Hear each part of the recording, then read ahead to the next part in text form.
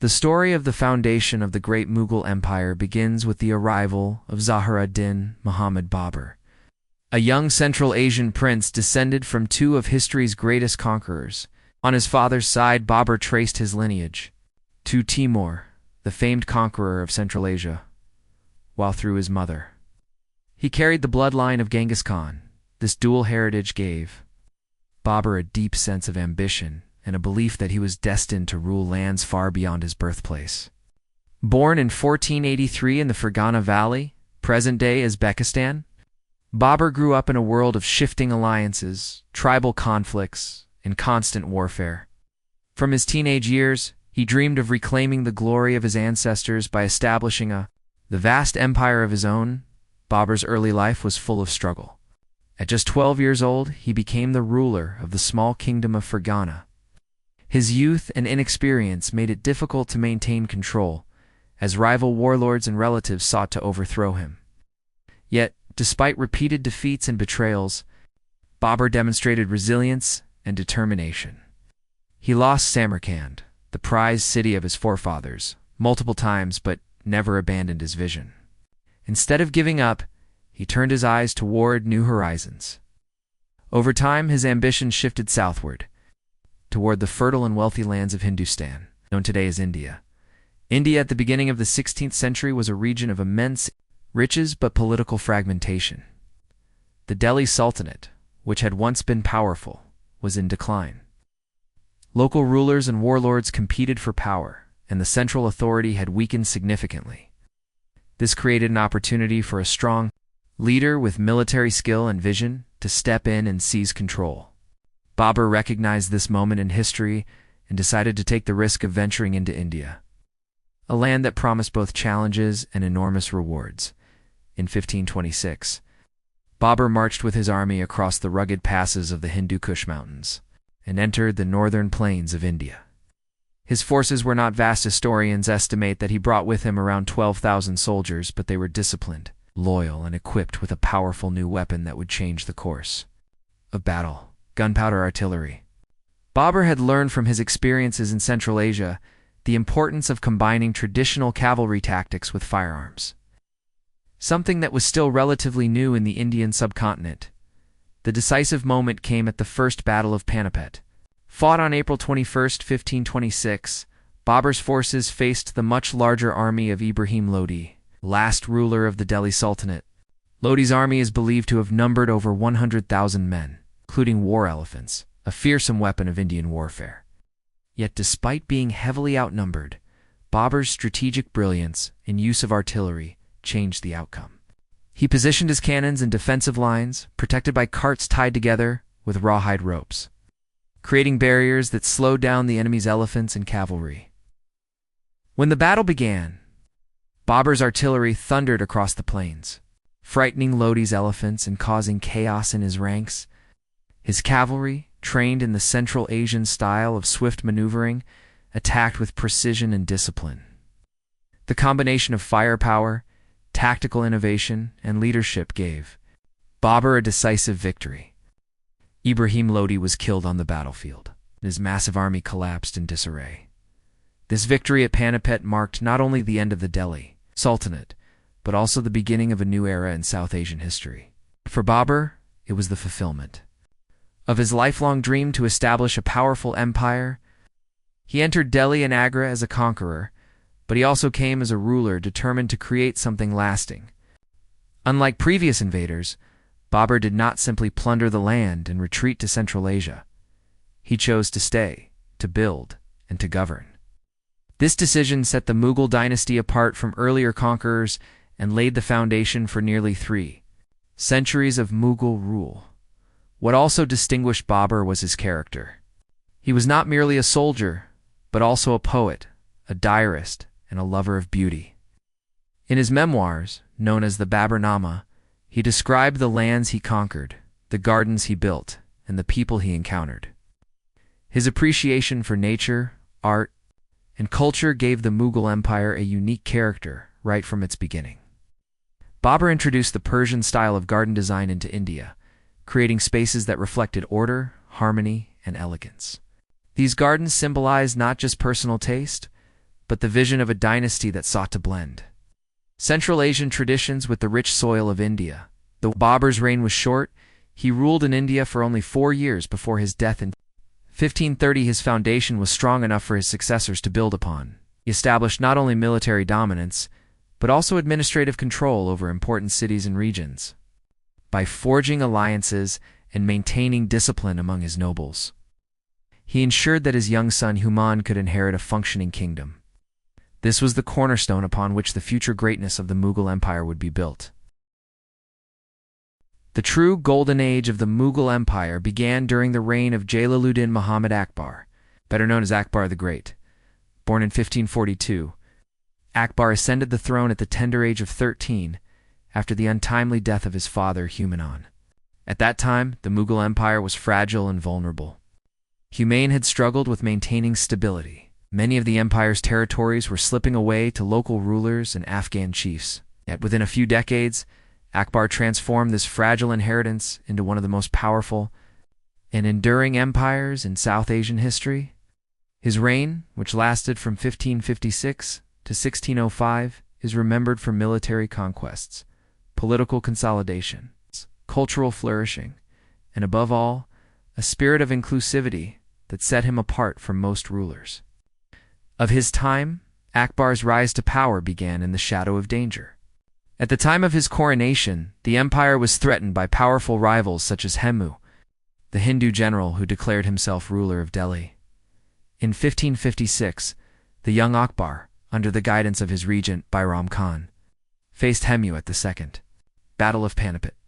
Despite being vastly outnumbered, Akbar's forces secured a decisive victory, which not only re-established Mughal authority in northern India, but also gave Akbar the confidence and legitimacy to build his empire on a stronger foundation.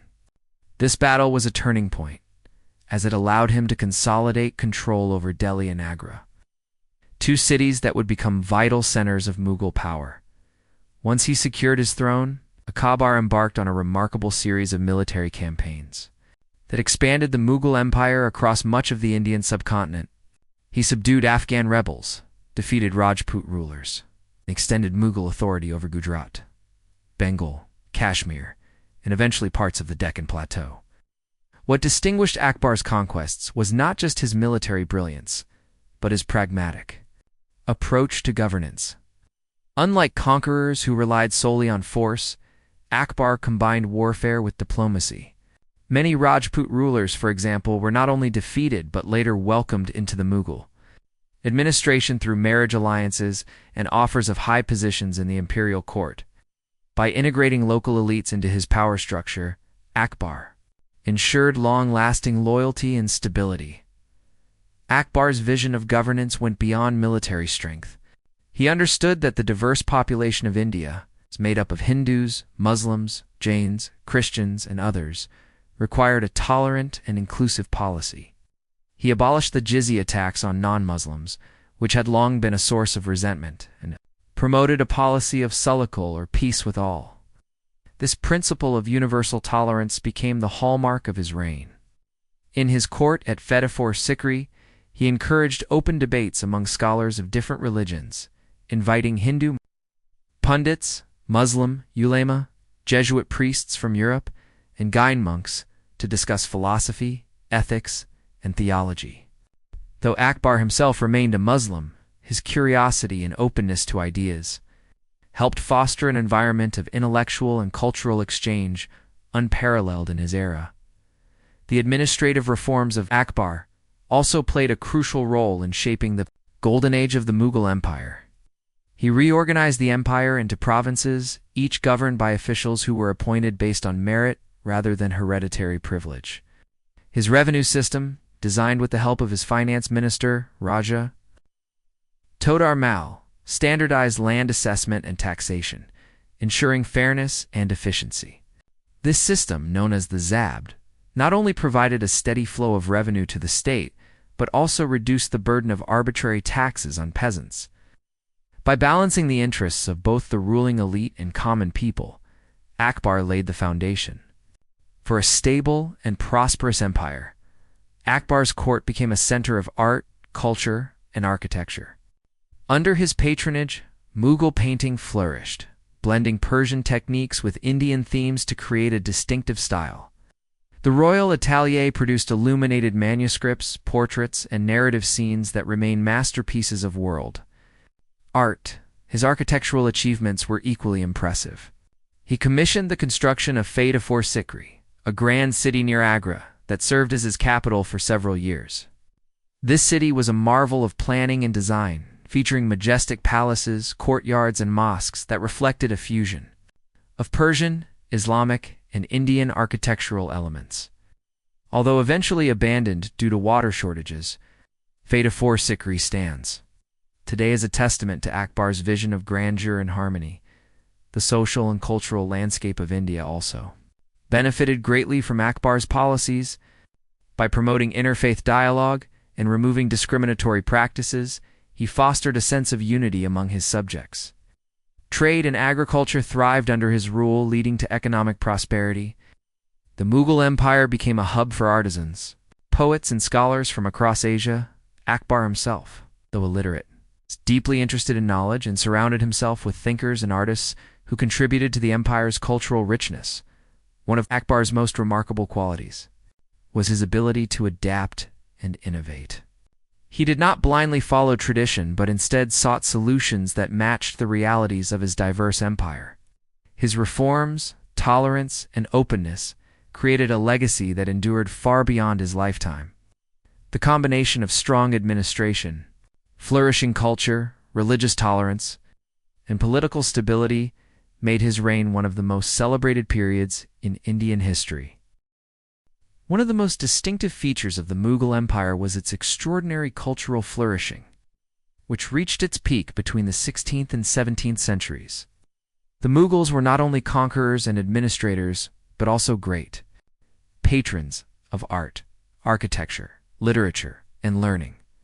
Their ability to blend Persian, Central Asian, and Indian traditions gave rise to a unique cultural synthesis that transformed the Indian subcontinent into one of the most vibrant centers of creativity in the early modern world. This cultural legacy remains visible even today in the domes of palaces, the pages of illustrated manuscripts, the rhythms of poetry, and the traditions of music and dress that still influence South Asian life. Mughal architecture became the most visible expression of this flourishing culture. Beginning with Babur's gardens and later developed by Akbar, Jahangir, and Shah Jahan, Mughal architecture was characterized by grandeur, symmetry, and intricate ornamentation. Akbar's reign saw the construction of Fatehpur Sikri, a city that blended Persian arches with Hindu and Jain motifs, creating a style that was both innovative and inclusive.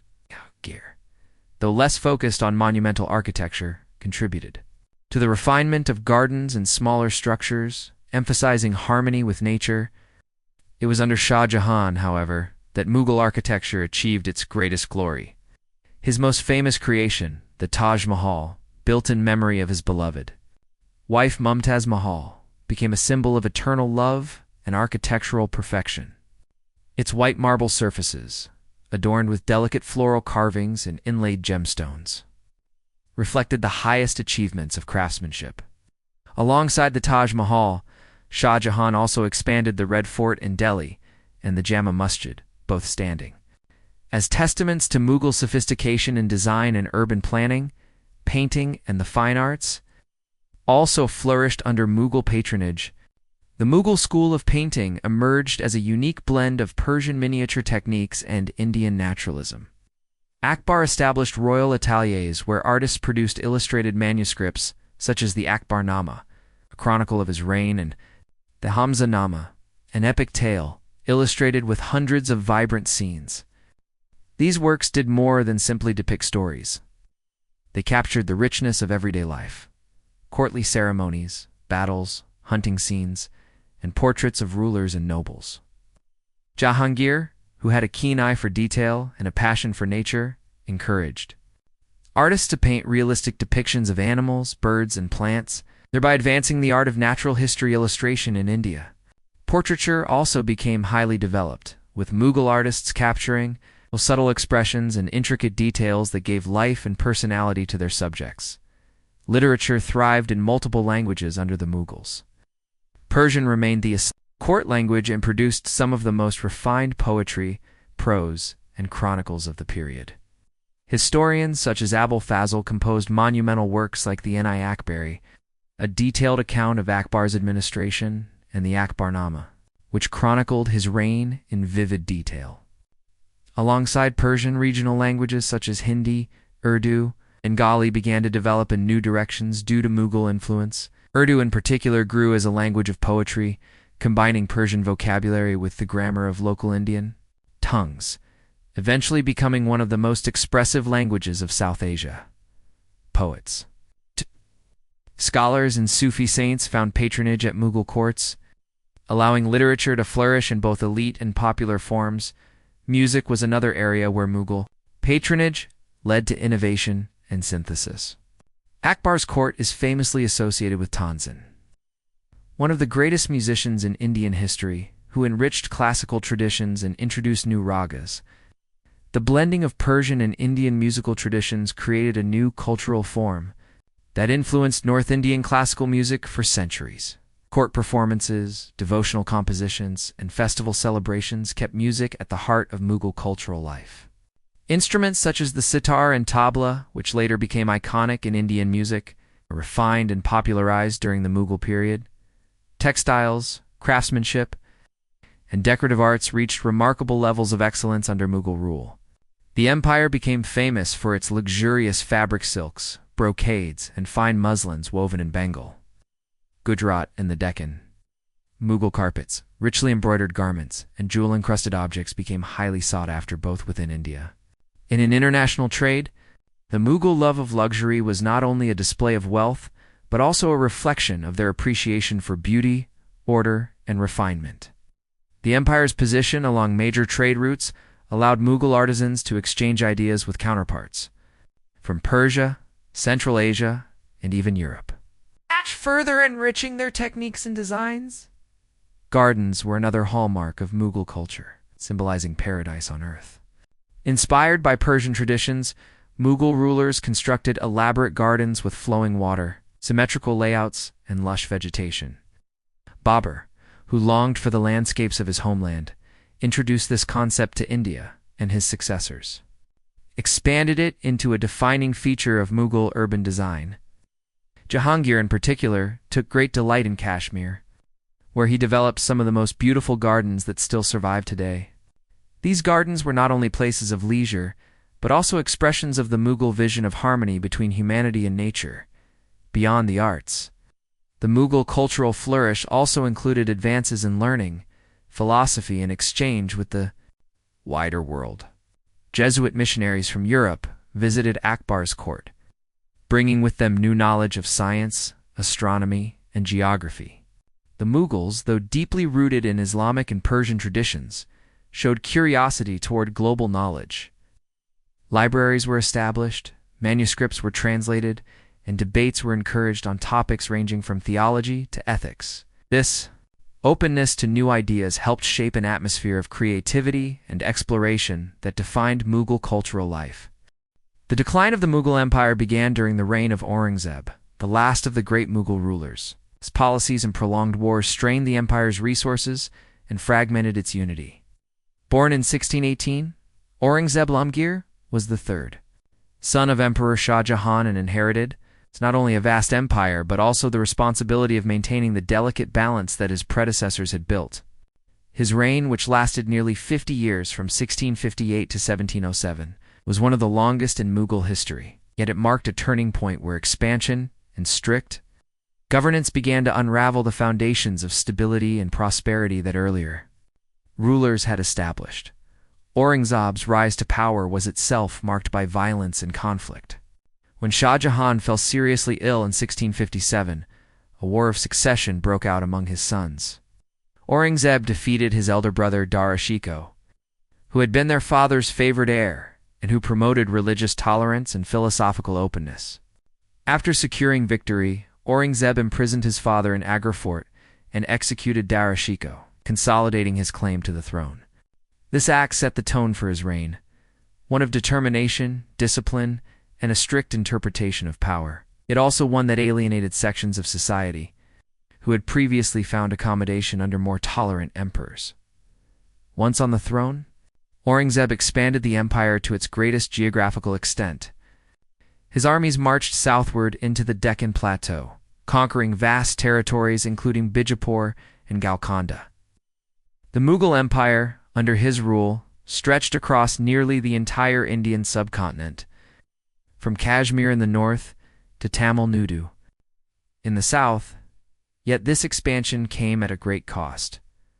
The constant campaigns drained the imperial treasury, demanded heavy taxation, and overextended the administrative machinery. The Deccan Wars, in particular, dragged on for decades, consuming both manpower and resources while yielding little long-term stability. Local resistance in the Deccan, especially from the Marathas under leaders such as Shivaji and later Sambhaji, proved extremely difficult to suppress. Despite temporary victories, Aurangzeb never managed to fully pacify the region. The continuous conflict weakened Mughal authority elsewhere. Aurangzeb's governance was deeply influenced by his religious conservatism. Like Akbar, who promoted religious tolerance and dialogue, Aurangzeb enforced a stricter interpretation of Islamic law. He reimposed the jizya tax on non-Muslims, destroyed certain temples, and restricted the cultural pluralism that had characterized the Mughal court. While these policies were rooted in his personal convictions and desire to align governance with Islamic principles, they alienated large sections of the empire's Hindu majority as well as Sikhs, Jains, and other communities. The sense of inclusion that had helped bind diverse populations under Akbar and his successors began to erode under Aurangzeb, leading to growing resentment and uprisings. The Sikhs, in particular, became a significant source of resistance. Under the leadership of Guru Tegh Bahadur and later Guru Gobind Singh, the Sikh community resisted Mughal policies and persecution. The execution of Guru Tegh Bahadur by Aurangzeb in 1675 marked a turning point, fueling Sikh militarization and the eventual rise of the Khalsa. Similarly, the Rajputs, once loyal allies of the Mughals under Akbar and Jahangir, grew increasingly estranged due to Aurangzeb's policies and military interventions in their territories. The alienation of such powerful groups undermined the alliances that had previously secured Mughal stability economically. The empire also began to suffer under Aurangzeb's rule. The heavy costs of constant military campaigns required high taxation, which placed immense burdens on peasants and local communities. Agricultural production declined in some regions, and rebellions by peasants and zamindars became more frequent. The once thriving trade and artisanal industries also faced disruptions, as resources were diverted toward warfare rather than development. While Mughal India remained wealthy in absolute terms, the strain on its economy was evident in the growing dissatisfaction of its subjects. Culturally, Aurangzeb's reign marked a shift away from the artistic and architectural patronage of his predecessors. Whereas Akbar, Jahangir, and Shah Jahan had supported grand monuments, painting, music, and literature, Aurangzeb was known for his austerity. He banned court music, dismissed artists, and focused instead on religious scholarship and military affairs. As a result, the vibrant cultural atmosphere of the Mughal court diminished significantly during his time. Though some regional arts continued to thrive independently, the imperial patronage that had once unified and elevated culture across the empire was no longer present in the same way. Aurangzeb's long reign also created challenges of succession. By the time of his death in 1707, the empire was vast but fractured, its resources depleted, and its unity undermined by decades of conflict. His successors lacked his military skill and determination, but inherited the problems he left behind.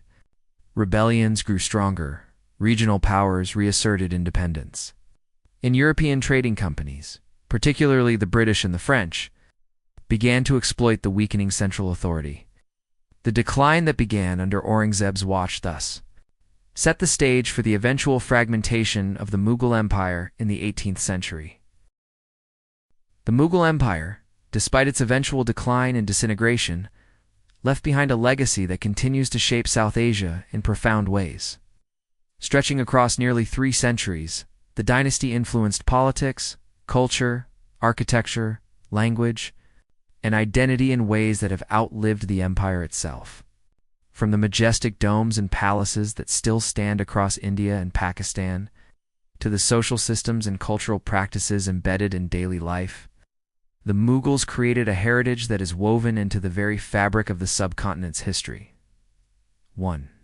Of the most enduring aspects of the Mughal legacy is its architectural grandeur. The empire gave the world some of its most iconic monuments, many of which are recognized as UNESCO World Heritage Sites today. The Taj Mahal in Agra remains one of the most celebrated symbols of love and artistic achievement, attracting millions of visitors each year. The Red Fort in Delhi, the Agra Fort, Humayun's Tomb, Fatehpur Sikri, the Shalimar Gardens in Lahore, and the Jama Masjid are only a few examples of their architectural genius. These structures were not just expressions of power, but also reflections of a vision that combined Persian elegance, Central Asian symmetry, and Indian craftsmanship. Their use of marble, inlay, domes, arches, intricate carvings, and grand courtyards inspired countless later styles. And the legacy of Mughal architecture continues to influence modern design and urban planning across South Asia. The cultural synthesis fostered by the Mughals is another vital part of their legacy. The empire was home to people of many faiths, languages, and traditions. And Mughal rulers, especially Akbar, encouraged the integration of these diverse elements. The blending of Persian, Turkic, and Indian cultures produced distinctive art, forms such as Mughal miniature paintings, which remain celebrated worldwide. These paintings did more than simply illustrate stories. They captured an entire worldview, combining realism with symbolic representation, and left behind a school of art that deeply influenced later traditions in Rajasthan and the Deccan. The Mughal court also became a hub for artisans, musicians, and scholars, creating a shared cultural heritage that transcended religious and regional boundaries. Language is another area where Mughal influence remains visible. Persian, which was the language of administration and court culture, left a deep imprint on Indian languages, particularly Urdu. Urdu emerged as a synthesis of Persian, Arabic, and local Indian dialects, evolving into one of the most expressive literary languages of South Asia. Even today, the legacy of Mughal poetry, prose, and court chronicles can be seen in the continued popularity of Urdu literature. The refinement of language, the development of calligraphy, and the poetic traditions nurtured in the Mughal era became an inseparable part of the cultural identity of the subcontinent. Religious and philosophical ideas also bear the marks of Mughal influence. While the policies of different emperors varied, the intellectual environment created by rulers like Akbar and Jahangir encouraged dialogue and debate among diverse communities. The principle of sulh, or peace with all, promoted under Akbar remains an important reminder of tolerance and coexistence. Even though later rulers like Aurangzeb took a more rigid approach, the earlier Mughal spirit of inclusivity laid foundations for pluralism that continued to resonate in the region. The Mughal era also saw the growth of Bhakti and Sufi movements, which, though not directly under imperial patronage, were influenced by the environment of cultural and religious exchange fostered during the dynasty's height. Economically, the Mughals left behind systems of revenue and administration that shaped Indian society long after their empire weakened.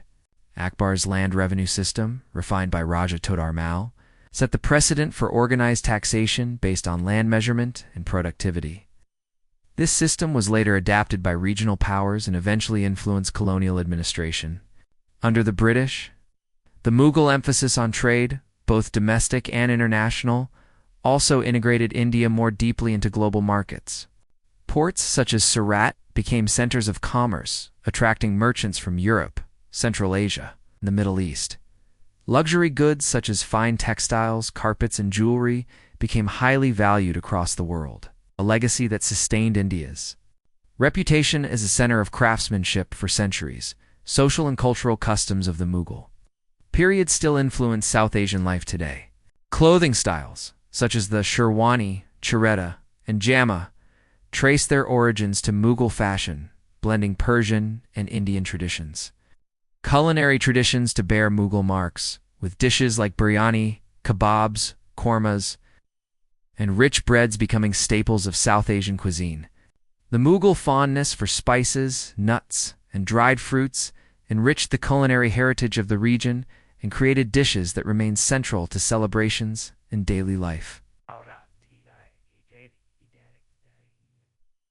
Even the etiquette of dining, hospitality, and courtly manners introduced by the Mughals continue to influence South Asian culture. Gardens and urban planning were another important part of the Mughal legacy. The empire introduced Persian-inspired garden designs with symmetrical layouts, flowing water channels, and lush vegetation symbolizing paradise on earth. Mughal rulers created entire landscapes that harmonized with nature, many of which still survive in cities such as Srinagar, Delhi, and Lahore. Their approach to urban planning, with central forts, marketplaces, and mosques surrounded by residential quarters, shaped the development of South Asian cities. Modern urban centers in India and Pakistan still retain traces of Mughal planning. In their historic quarters, perhaps one of the most subtle yet lasting influences of the Mughal Empire is the sense of shared identity it fostered.